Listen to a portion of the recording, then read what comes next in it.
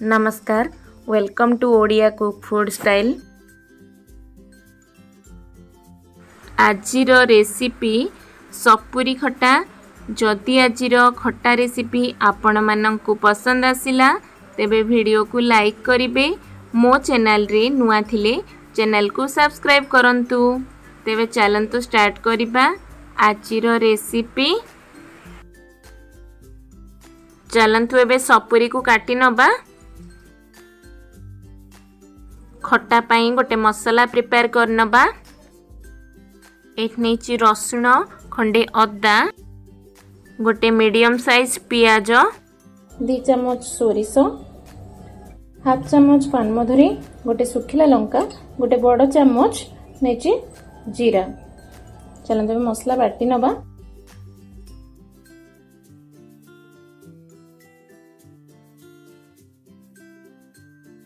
गोटे छोट गिना पानी आवश्यक अनुसार पानी दे मसला बाटी नबा।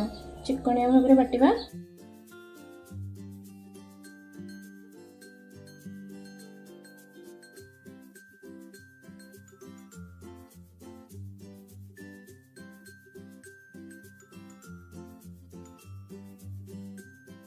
देखि परथमे मसला को बाटी नेले। एबे जीवा नेक्स्ट प्रोसेस को। देखि पारुथिबे सपुरी को काटी की रखी देले। एठी काटी की रखिछि गोटे बड़ साइज पियाज, 2टा सुखिला लंका, चम्मच पंच फुटण, 2 बड़ चम्मच चीनी। आपण आपणक टेस्ट अनुसार चीनी नहीं पारिबे। चलते बनेबा स्टार्ट करिबा। डिश एठी गरम हो गलानी। एबे दे देबा 3 रु 4 बड़ चम्मच रिफाइन ऑयल। तेल गरम हो गला। एबे ऐड करिबा सुखिला लंका, पंच फुटण। एबे ऐड करिबा काटी की रखिथिबा पियाज,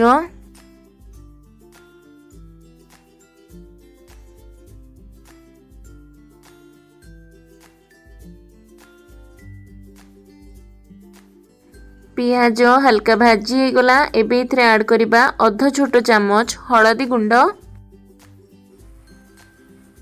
लंका गुंड,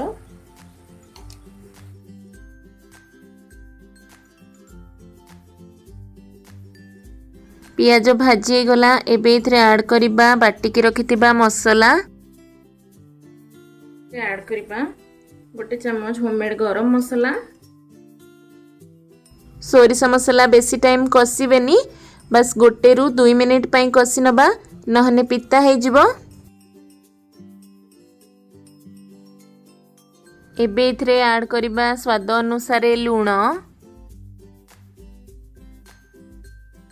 देखि पारुथिबे मसला एठी कषि हे गला। एबे इथरे ऐड करिबा काटी की रखिथिबा सपुरी। सपुरी को मसला सह 1 मिनिट पई कषि नबा।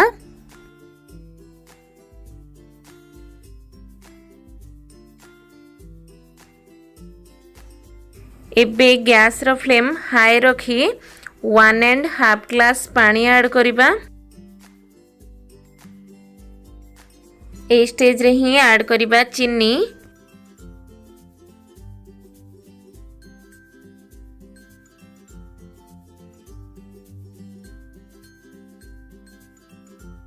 ग्रेवी फुटी गला परे गैस रो फ्लेम मीडियम रखी 5 रु 6 मिनिट पई कुक करिबा।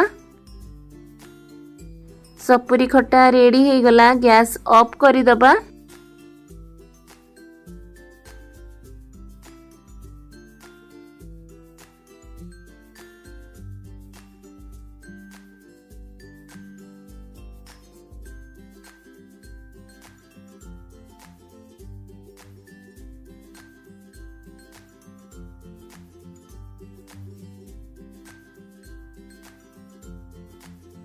आजिर सपुरी खट्टा रेसिपी आपण मानंकु केमिति लागिला निश्चय कमेंट रे जणैबे।